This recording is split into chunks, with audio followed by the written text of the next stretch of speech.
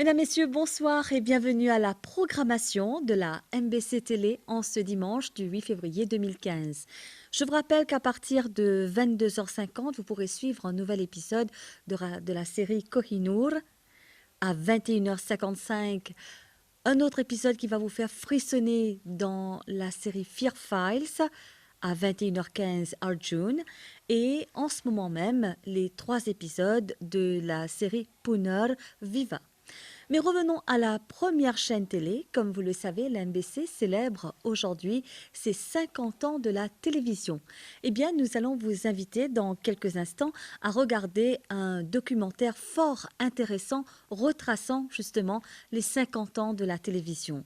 Ça s'appelle Entre plans fixes et flou de bouger. Je vous souhaite une excellente soirée sur la MBC.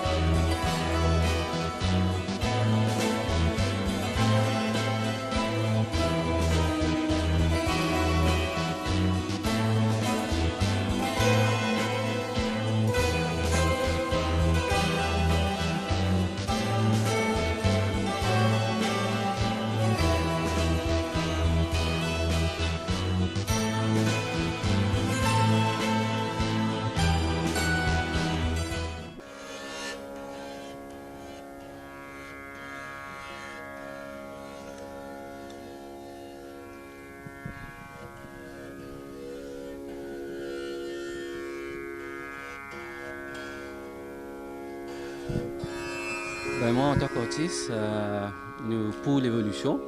Et tout d'abord, moi, un petit peu chagrin parce que vous connaissez quand on fait l'habitude pour venir dans un studio et le studio là peut déménager, on a ce sens d'attachement là. Moi, je toujours fait la trome ici au MBC parce qu'à chaque fois, on là, le head of production, le producer, que ce soit la personne qui est en charge de la lumière, la personne qui est en charge du son, nous faisons toujours travailler en collaboration. 46 ans de télévision, beaucoup plus de radio qui migrent de Forestside à Moka. On démonte pendant que l'on produit les dernières émissions de radio et de télévision. On déménage, oui, mais sans interrompre le service. Le cœur est cependant gros, on ne quitte pas ainsi des murs qui ont vu naître la télévision et un nombre incalculable d'émissions. Alors, c'est avec un gros pincement au cœur que l'on plie bagage. Nous sommes en janvier 2011. आज ताल एफएम के प्रोग्रामों का कैपिप से आखिरी प्रसारण हो रहा है। कुछ ही देर में आप समाचार सुनेंगे और 12 बजे के समाचारों के बाद हमारा सीधा प्रसारण मोका से होगा। Il paraît qu'il commence à dire pas faire sa grande perlée parce que tellement pris par code de perlée qu'ils se rendent compte que c'est la fin de quelque chose. Mais c'est une fin heureuse, quoi.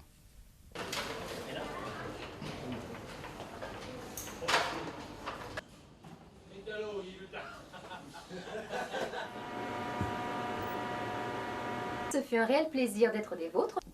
Un patrimoine, ce studio-là. Hein?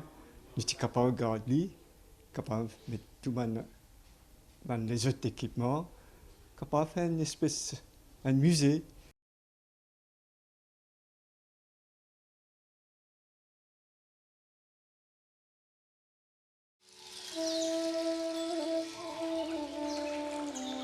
Maurice des années 50. Nous sommes une colonie britannique à l'économie fragile, basée sur la canne et une industrialisation sommaire. L'île n'est pas très développée, mais elle est en transition. De grands bouleversements se profilent. Le chemin de fer va bientôt s'arrêter et le logement est rudimentaire. Il n'y a pas d'électricité dans les cases.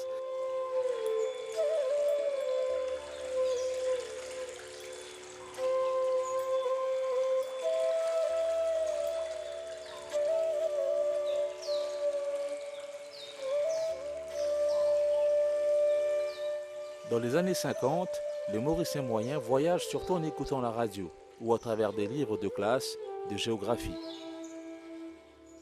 Les liens avec l'étranger se font par voie maritime ou par voie aérienne.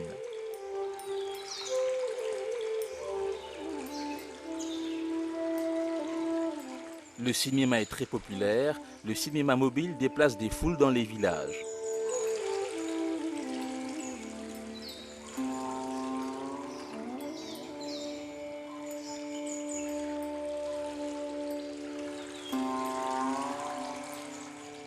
La première radio a été introduite dans l'île par Charles Jolivet en 1927. La radio deviendra un service public alors que la guerre s'achève en juillet 1944. La Mauritius Broadcasting Service a alors parmi ses ingénieurs des Mauriciens.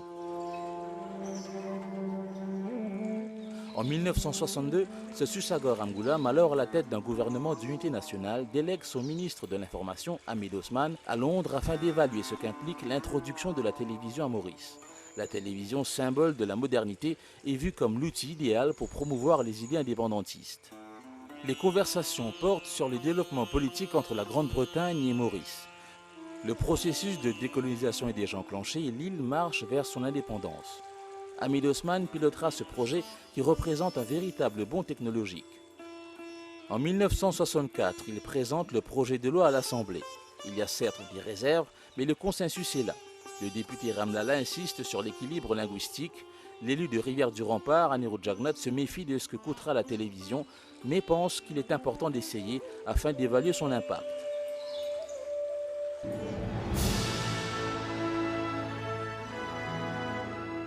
Après des mois de tests techniques en tout genre, la construction d'une maison de la radio et de la télévision à Forestside, la formation de techniciens rodés à la radio mais pas à l'image, une grande soirée de lancement est annoncée pour le 8 février 1965. Le cyclone Judy est relégué au second plan. Les annonceurs se sont positionnés, le Mauricien sur le point de devenir téléspectateur.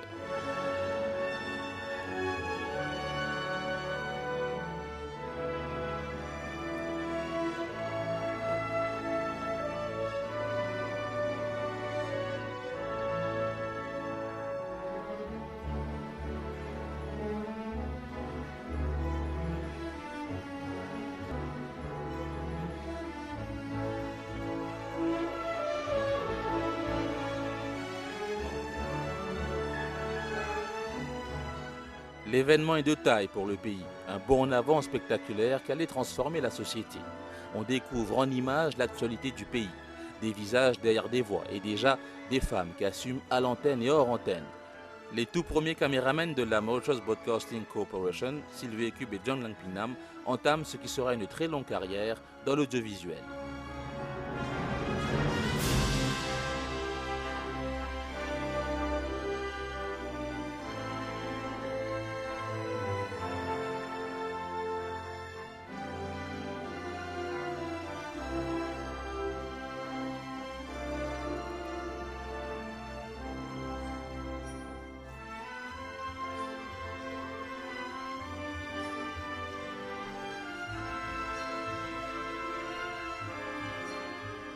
Le public, lui, suit l'événement grâce, entre autres, aux téléviseurs publics placés dans des parcs.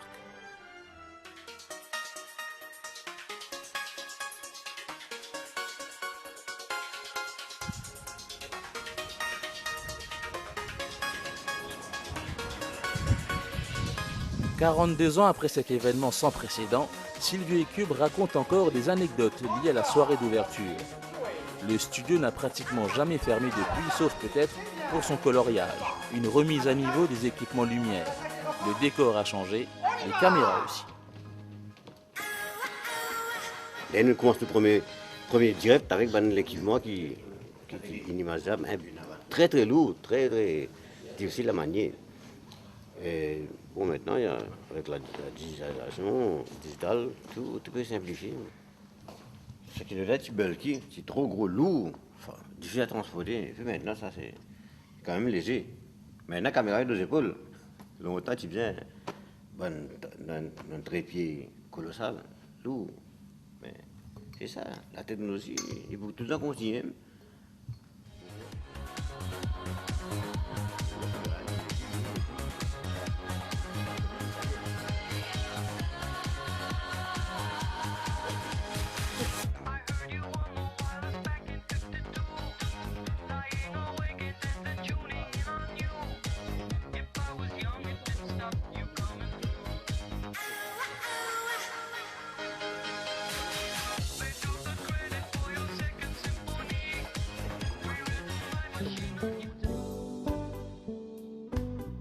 La loi cadre qui régit la MBC est selon certains un carcan qui n'encourage pas l'audace, pour d'autres un prétexte pour ne pas prendre de risques. La corporation, malgré les contraintes et les interprétations, ne ménage cependant pas d'efforts afin de répondre à un objectif, favoriser et nourrir une conscience mauricienne. Elle n'est pas définie avec précision, mais elle s'inspire de nos origines, nos cultures, nos croyances, notre patrimoine, avec ce petit quelque chose de plus, indéfinissable, qui fait que Maurice est Maurice. Une note de musique, un parfum, une émotion particulière.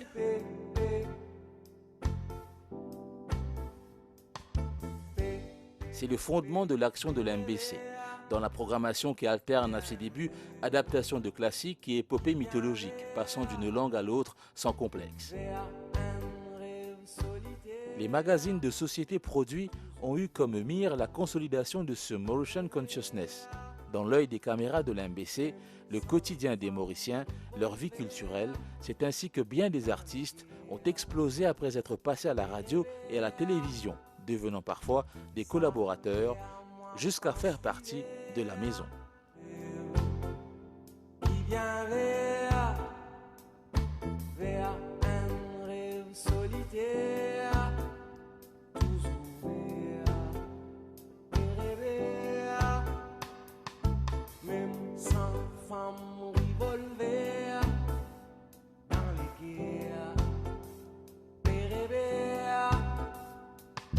Ça fait à moi pense l'hiver, comme on pense, pérébéa, béa,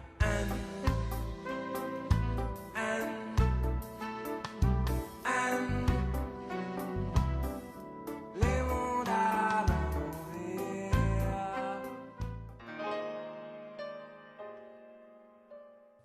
Dans cette maison de la MBC, on tombe sur des trésors. Cette boîte, par exemple, sortie de l'oubli pour ce cinquantenaire.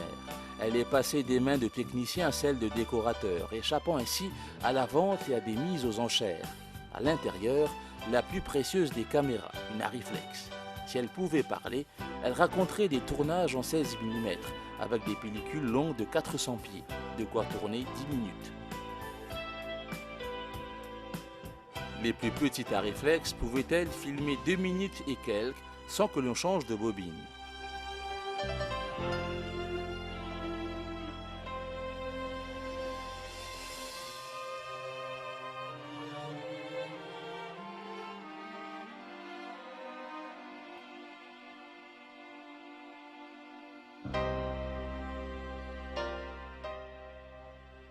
Les Bolex prennent le relais dans les années 70. Elles captent, entre autres, de grands moments politiques comme les élections de 1982 et des stars de Bollywood de passage, Amitabh Bachchan. Après, bien sûr, la technologie a évolué, ce qui est normal. Après des années à passer des pellicules dans les bains de révélateurs et de fixateurs, la vidéo a tué le film.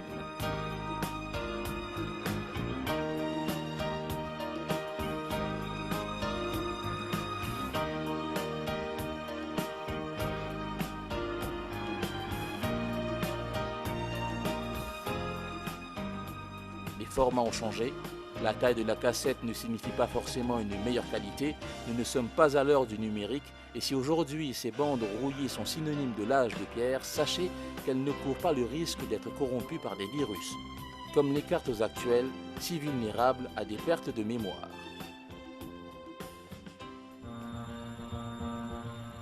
Dès ses premières soirées, la MBC propose des séries au public. Plusieurs générations ont attendu avec impatience la diffusion de leurs séries préférées, fredonnant les génériques, mimant les acteurs, leurs gestes, s'en inspirant parfois.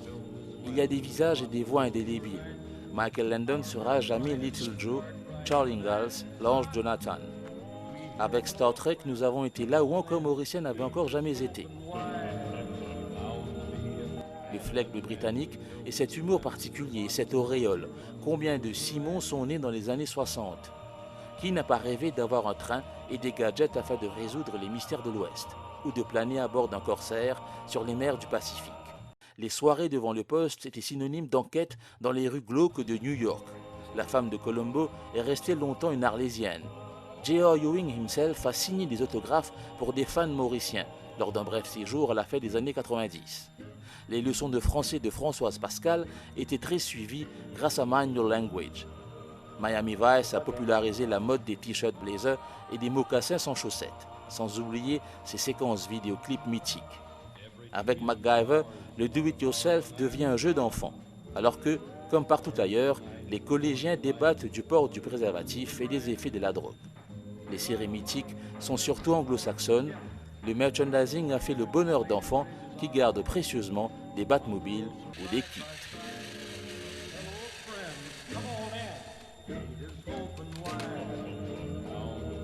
Un gros budget est consacré à l'achat de ces séries télévisées très prisées.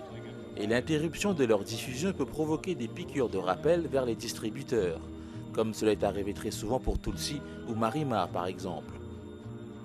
Jusqu'à il n'y a pas si longtemps, la MBC avait dans sa médiathèque 160 000 disques, 33 et 45 tours. Certains illustraient les diapositives des vues de Maurice lorsqu'une malencontreuse panne technique interrompait les transmissions.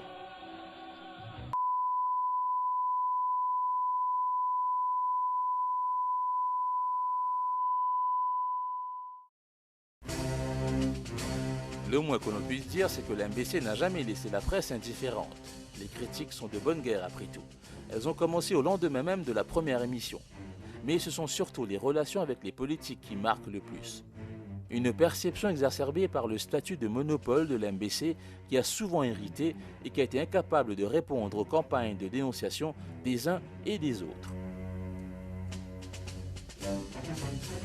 À l'occasion des 25 ans de la MBC, le premier directeur général de la station, Jean-Roland Delettre, fait des révélations qui expliquent bien des choses. Le recours à des recrutements imposés, qui ne répondaient pas forcément à des critères professionnels.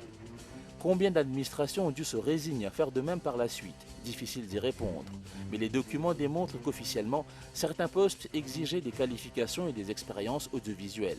La moindre des choses, par exemple pour le poste de directeur de programme, déjà en 1987.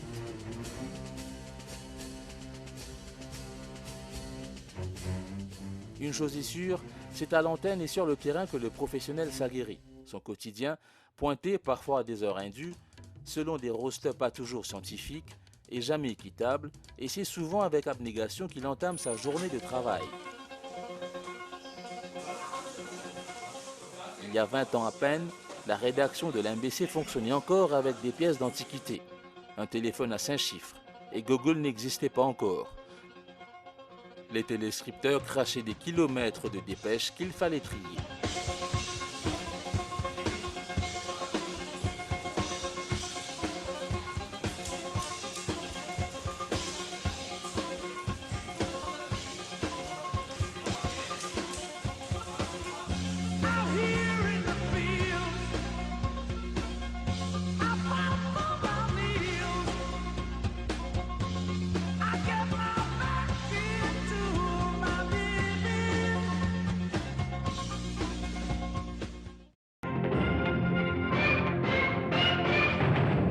Après la découverte des débris, les deux thèses évoquées par la MBC ce matin ne sont pas écartées par l'aviation civile. Également programmé ce matin à la radio, le magazine hebdo en hindustani, Saptahik Charcha. Et ce week-end, il était question des leçons particulières dans le primaire. Survol de ce dossier qui touche près de à Maurice et ailleurs. Distribution de jouets, entre autres, au foyer Terre de Paix à Albion.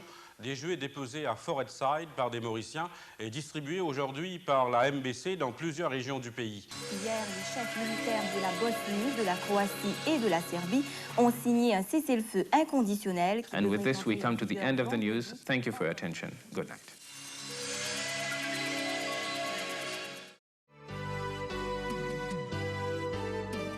À chaque époque, son style et ses couleurs, ses modes et ses vedettes. Mais derrière chaque mutation technologique, des hommes et des femmes qui passent des journées à éplucher des plans et des manuels épais comme des annuaires parfois, mais qu'il faut maîtriser car c'est à ce prix que survit la télévision.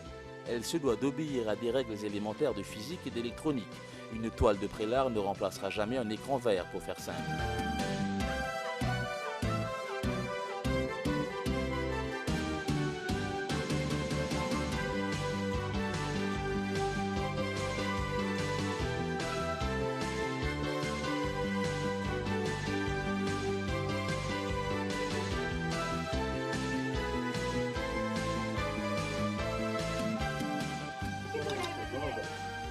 Le Mauricien apprécie des images simples, belles et bien composées. Alors, vous imaginez l'effort collectif pour passer du noir et blanc à la couleur en 1976, pour produire le premier journal avec images satellites en 1981, pour doter Rodrigue de la télévision en 1987, pour lancer une deuxième chaîne en 1990, une troisième en 1996 et passer au numérique dans les années 2000.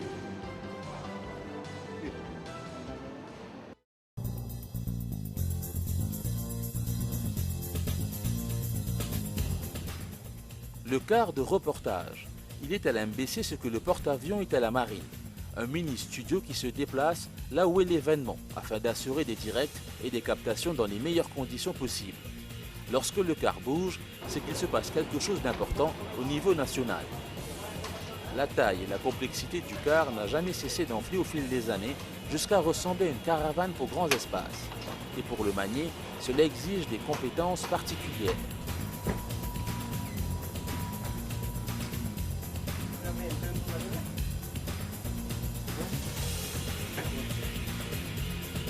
Sans nous pas confus.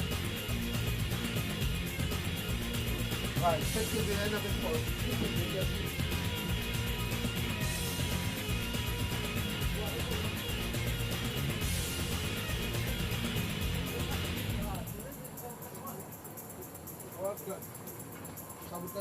Ito, sabi ako ka.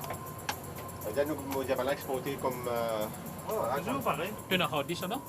Le camion le plus cher à avoir jamais roulé sur nos routes, 70 millions en 2003, a été victime malheureusement d'un accident de la route en avril 2008. C'est ainsi que le car qui a retransmis les Jeux des îles en 2003 a fini désossé et ses équipements cannibalisés. Finir à la casse, la hantise des ingénieurs, le désespoir des naïfs qui rêvent d'un musée du son et de l'image à Maurice. Le télécinéma par lequel ont transité des milliers de pellicules de séries et de films des 5 continents, le télécinéma que beaucoup nous enviaient, a fini au soleil comme des carcasses de voitures.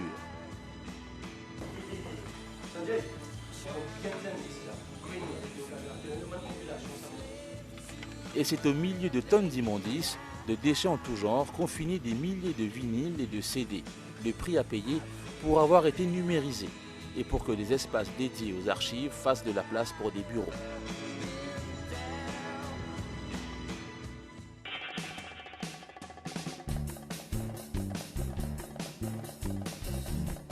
En 2008, un nouveau quartier général est en construction.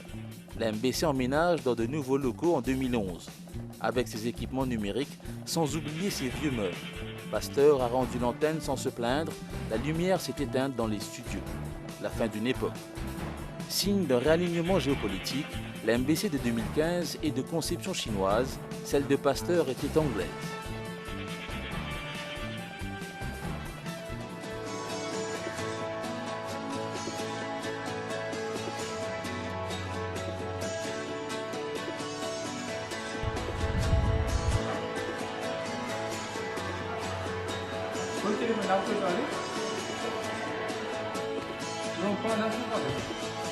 जी हाँ, और यहाँ next art goes to हबीबी है जो ये है उनकी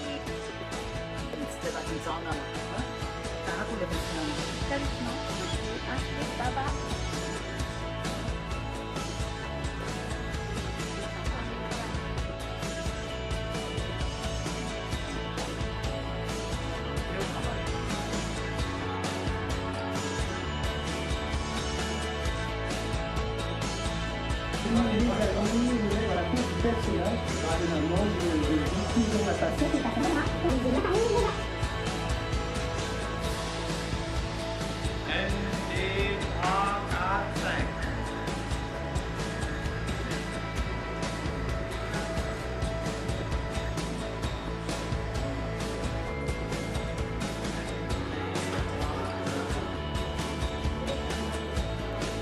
Voilà.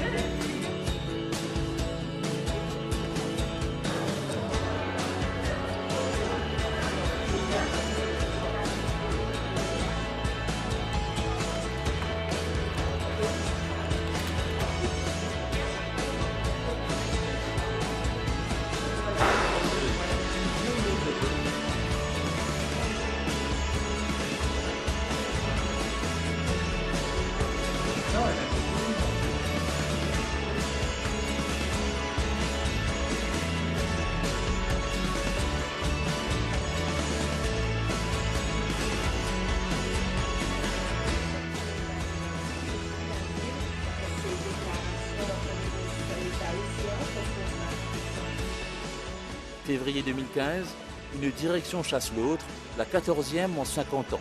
Les devoirs et les responsabilités de la corporation restent toutefois les mêmes. Assumer son rôle de service public et relever les défis d'une libéralisation qui ne saurait tarder.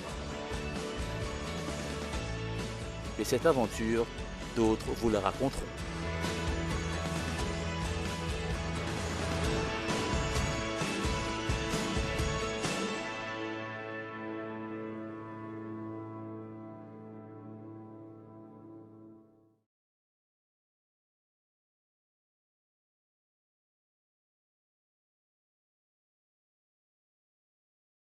Ça qui me comme le chien nous donne un peu plus souvent la parole au public. Parce que le public a sa façon de penser et nous, façon de penser. Il pas nous bien mettre à la ça comme on dit, nous rencontre le même longueur d'onde, à le diapason avec ce que le public voulait. Et nous bien suivre.